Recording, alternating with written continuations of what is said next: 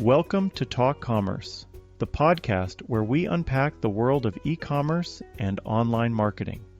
I'm Brent Peterson, and each week we bring you the latest insights and strategies to help your business thrive online. Talk Commerce is produced and supported by ContentBasis.io. This podcast is my creative outlet and has been going now for 3 years. We are approaching 1,000 downloads every week and growing.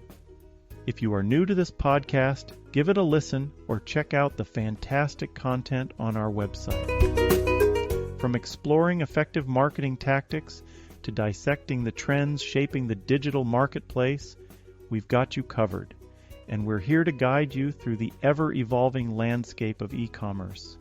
But we're not just here to talk, we're here to engage. Got thoughts, questions, or you want to hear a really funny joke?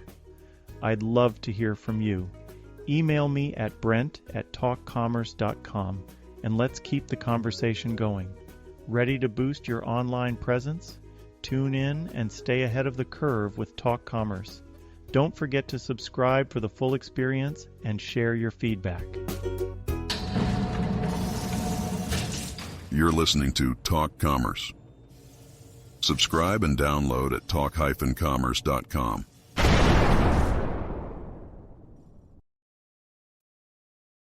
Welcome to this special ShopTalk episode of Talk Commerce, and I'm here with Shopware at ShopTalk. Jason Nyhus and Vijay Galani are here today. Thank you for having me again. This is great. Yeah, Jason and I are on a road trip, I think, together. He missed Hawaii. I only got to do the work trips. I didn't get to do the fun Hawaii trip. Yeah, well, if you knew what I did, you would know that it wasn't that fun. Vijay, why don't you introduce yourself? Myself, Vijay Golani, and I'm an India correspondent for the Talk Commerce, as well as I'm a co-founder and CEO for the company called Average Solutions, where we are developing the websites using software, Magento, B2B Commerce. Yeah. Nice. Good. And Jason, quick introduction. Hey, good to see everybody again, or at least talk to them. I'm Jason Nyhus. I'm general manager at Shopware, and this is my second time on Talk Commerce. Long-time listeners, second-time participant. Yeah, good. So we've taken advantage of this very luxurious space for a podcast, and I will say the last time I did this, they just had the big room. So we have a smaller big room now. It's probably a little echo going on, but that's all right. It makes it a little bit more exciting. It's a really fun and exciting place. It's teaming with people, and it's great to be here at ShopTalk in Las Vegas. And it is about a 3-mile walk from here to the meeting area. So it is an incredible amount of steps we'll get today. Yes, exactly. All right, so let's jump right into it. We've been talking a lot about the mid-market merchant, and I think one thing that we haven't talked about is the acceleration of costs as your site gets busier, as you just do more revenue, and the penalties you incur as a merchant for being successful. What do you have to say about that? Wow, I love the setup. Well, so I think it was January, Shopify announced they were going to do a big price increase. And before I go into those details, I think it's a good story. I put together a board slide that talked about learnings from 2023. And, in a lot of ways, it was a really good year, but there were certainly some headwinds. And one of the learnings that we had is trying to compete against Shopify is very difficult. Their pricing strategy, their positioning, their marketing, they're in virtually every deal. We had some success head-to-head, but we didn't have any success taking someone off of Shopify, not in any sort of material, repeatable storytelling way. But what we noticed, so I put together the slide that said don't spend a lot of time thinking about replatforming a Shopify merchant. Then January, they changed their prices. And what was really interesting about it to me was the parallel between, all the early adopters, say Uber or Lyft, or even with Netflix, how they had this unbelievably good price, a lot of value, drive tons of adoption. And it's when you get to a certain spot that you have leverage. And you've hit a tipping point where you've got it's hard to grow new subscribers. So the number one way you grow your business is to raise your prices, and you have leverage that less than that amount will leave. Well, that's the moment we're in with Shopify. And Shopify, again, one of the greatest boxes ever invented for commerce, and a lot of brands who fit in that should buy from them. But what they're now seeing is that they just saw a 30 to 40% price increase. And Shopify now, just like Disney or Netflix or others, has pricing authority to do it. And so what you're seeing in their announcement is they're going to charge additional amount for Shopify Plus for how much you pay as a percentage of your revenue. So to your point earlier, the more revenue that you do through the platform, their revenue scales at the same rate and pace the merchants does, which some people would say that's a shared success model. Others would say when you start to reach economic scale, that it becomes a tax on your business. Your success becomes theirs. No, that's a really, really great way to put it. So just give us an illustration in real terms. Let's first kind of define what's a mid-market merchant and what does it mean to them, to their bottom line, if they go from, say, 10 million to 100 million. Yeah. Well, a mid-market merchant, it actually has a pretty wide and broad definition. A lot of people use the revenue bands as a way to describe a mid-market merchant, but the truth is it's more about the use case and the complexity. I met with a $500,000 retailer here at ShopTalk, and their online revenue is a small fraction of their overall company revenue. Well, inside of the company, that merchant has a mid-market aspect of it that's relatively small, and they're struggling to kind of get their needs met by a market. And so to me, that's a better definition of the mid-market merchant, someone who's doesn't fit inside the box of an SMB solution, or is potentially can't afford to or shouldn't afford the high-end solutions that are really built for the 1% club in the e-commerce land, the Fortune 1,000 type companies. So to me, that's kind of where the mid-market merchant sits. As a merchant, the B2B portion of it, the parts that make it easy for something like Shopware or even Magento to function become more difficult in a box, right? Yeah. Like, just talk about $0 transactions. How easy is it that Shopware can do it, but say Shopify has a hard time doing something like that? Well, B2B is a really fun topic to unpack. I maybe have shared this before, but I've been in e-commerce for 24 years, and every year it's going to be the year that B2B commerce really takes over. And it never has been, and there's a reason. Most commerce platforms start using the language, it's the consumerization of B2B. That's a very common phrase in our industry.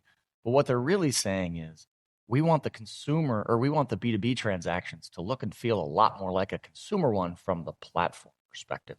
Because the platforms, for the most part, were built for B2C commerce. Okay, so it's a little bit of a self-fulfilling prophecy telling B2B brands to fit inside this consumer-like box. So in a lot of ways, that's where the problem originates. And these wonderful multi-tenant cloud-only solutions really require a whole bunch of things that B2B is largely, I'll back up a bit. B2B is largely business that's dominated by business processes defined by a company so that they can incent their sales team, they can book revenue, they can deal with the payment authorizations of lines of credits or POs. These are not things that are purpose-built for generic B2C e-commerce. They're just, by the nature of it, purpose-built for the companies to go do.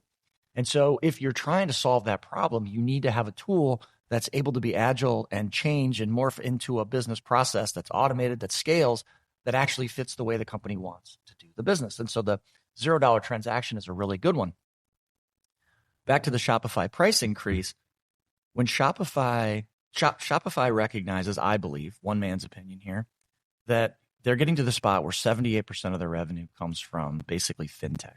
So their relationship with payments and tax and fraud and cross-border, and they make all their money there, 78% of their revenue. And it's a meaningful piece of that's part of the App Store revenue that they go on top. And what they're quickly realizing is the smallest percentage of their revenue actually comes from being a commerce platform. And so part of the reason they can raise their rates or want to raise their rates is to modify that percentage. That's a really dangerous game. Otherwise, they're just a payment provider and an app store. That's so that they raise their revenue to change their distribution, the costs. But back to your comment around B2B, you can't put a 20 basis point tax you can't make the same level of money that you make on a B2B transaction as you do a credit card B2C transaction. You just can't. No one's going to pay you 35 to 50 basis points on a $10,000 PO.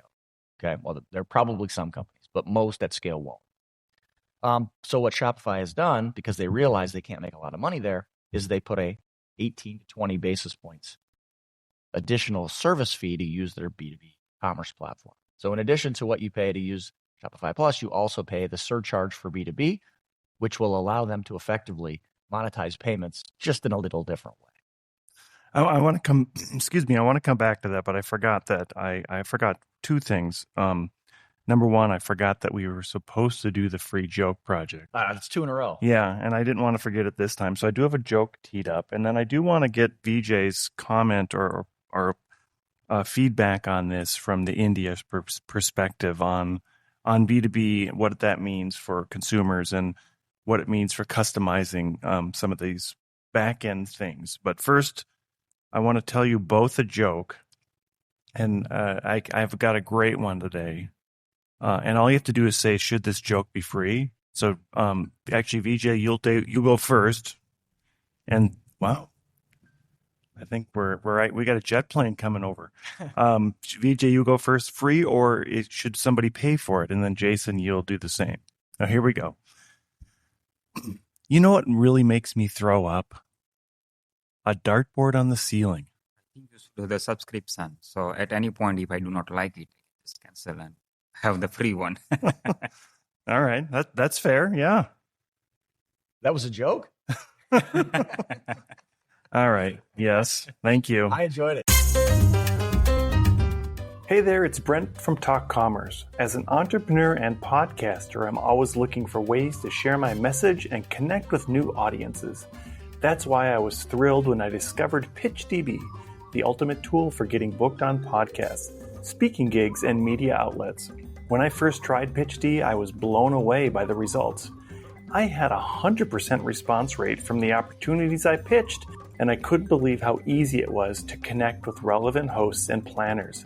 With over 3 million podcast opportunities, 148,000 event planners, and 31,000 plus media outlets, and 11,000 conferences at my fingertips, I felt like I had struck gold. What I love about PitchDB is how it streamlines the entire booking process.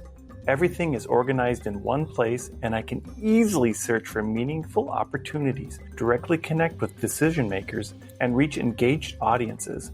The integrated portal, ready-to-use templates, and seamless functionality make pitching a breeze. If you're an entrepreneur, speaking coach, or author looking to expand your reach and make a bigger impact, I highly recommend giving PitchDB a try. Head over to pitchdb.com and see for yourself how this incredible tool can transform your booking game. Trust me, you won't be disappointed. All right, sorry. So anyway, that simple segue. So back to VJ now. Tell us about a little bit about India and how a lot of these new platforms are being introduced. Yeah, so like earlier there was just, I would say, Magento and the Shopify. Those are the two platforms was popular, but now lots of agencies are using the big commerce as well as software. Both have their own different features and their own market, but I would say like if it is like a self-hosted or something, then people are definitely adopting the software also now. And these are the platforms like it vary between the different market. Like you can see that now Magento is more on the enterprise level markets where small agencies or the merchants are not able to maybe afford those one. And over there, we have the now large gap, which can be filled up by the software, big commerce also. And from a complexity standpoint, or from just a modifying the code standpoint, I know that you're very technical. What does it look like to a merchant who wants to do anything they'd like to do? How does Shopware fit in compared to something like Shopify or BigCommerce? I think I asked my development team to just go through the software, and they found it like very simple way you can customize it. It is easy, like whenever you wanted to upgrade the software, it is not something like you have to get the core code and still your customization will work. So, and creating a new modules, new payment gateways, those are like very good detailed training available using that trainings, as well as very good documentation available that is helping them to create those things easily. Thank you. So, Jason, back to the B2B conversation. The penalty for a user to use B2B and the ability to generate large transactions, and then the pricing scale. Does it seem like the mid-market person or the mid-market merchant is getting left out, and then being forced to go into something even bigger that may be outside of what they even need? Yeah, well, the first thing I think we should recognize is the fact that big software has been winning for about 20 years, okay, or even longer in the context of e-commerce. Big software has transitioned everybody from a perpetual license, which was incredibly good for the brand, into a model that was a rev share, which again is really great for software companies, but it's not necessarily great for the merchant themselves. There's been a lot of economies of scale brought down to the SMB, which has been incredible for the boom in SMB based e-commerce. And now you see some brands who are mid-market and enterprise who grew up from nothing and benefited from the ability to kind of distribute really great capabilities. Shopify is a great example. Shopware in Europe, Magento in the United States. The democratization of great tools and services to the masses, a lot of companies benefited from. But again, big software in general has the profit motive and the means to move the market the way they want to move it. And so I talked about the revenue share. That's the first and foremost. The second is cloud-only solutions. It's a shared service model, and it's great. And Shopware has a cloud as well that's also very strong. And but the difference is it's forcing people into a box. It's forcing people to look the same and act the same and feel the same and perform the same. I was at an event at Retail Summit in Minneapolis, and I was talking to this really cool brand who's running their site on a competitor commerce platform. And he got a text from one of his friends that says, "Hey, look, this company is ripping off your experience." And he's like, "No, we're just on Shopify. They're on the same template." And I thought that was really interesting. This mid-market merchant brand differentiates on the base of experience, right? I mean, it's an apparel company. A lot of similar apparel out there. These guys try to differentiate on the details. And his friends say there's someone who's copying you. So to me, this conversation around pricing and freedom of what the experience should look like and the ability to kind of customize to meet your business needs. This is really at the heart of what it means for the mid-market merchant and the battles they're trying to fight to get their needs met at a price they can afford and pay for it the way they want and get it hosted or managed the way they want. Do you think that leads to a little bit of, it could lead to laziness by the merchant in terms of, I'm just going to pick the cheapest theme because I'm going to have to spend more on my apps and my transactions, and I'm going to just go with this cheap little template, and I'm not going to really look and see if it's used by somebody else? Well, I don't know if it's laziness. Sometimes it's just around speed. You can't ignore the fact that the game has changed materially. Cost of capital, the cost of labor, the cost of materials, marketing budgets have shrank, the cost of customer acquisition is raised. A lot of these things have second order effects like smaller teams or more junior people. And a lot of those scenarios really benefit those people who can really create these cookie-cutter, template-based experiences that people, because they're in that situation and they need to go fast and hit revenue targets, create a little bit of the 1984 experience where everybody looks the same and it homogenizes e-commerce. So that's why open source is such a great place, is because it gives people the tools and the freedom to really invent what's next, not kind of fit inside of someone else's box. So I don't know if it's laziness or a byproduct of all the other factors. Yeah, it's a really good point. We have a few minutes left. I want to give Vijay a chance to kind of chime in on what he thinks is that 2024 is going to look like. Maybe from an Eastern perspective, what do you think is the hot thing in India right now in terms of e-commerce? I would say like a hot thing which we should use the AI, because I have seen that lots of features and lots of things in the marketplace area. I also seen that lots of technologies or the third-party solutions available which you can integrate with the e-commerce platforms, and those are more around AI. And I have looked at the AI Copilot for the software also. It has lots of different things. If I compare with the different platforms right now in the market, then software has the highest number of AI things as compared to other e-commerce platforms. And that is something emerging in the 24, 25. So we should adapt how we can use the different things and integrate with the commerce and AI. Yeah, and I'll just make a quick comment on that it's everybody sees AI as generative AI, but there's so much more that machine learning will do for a merchant than just generate content and images.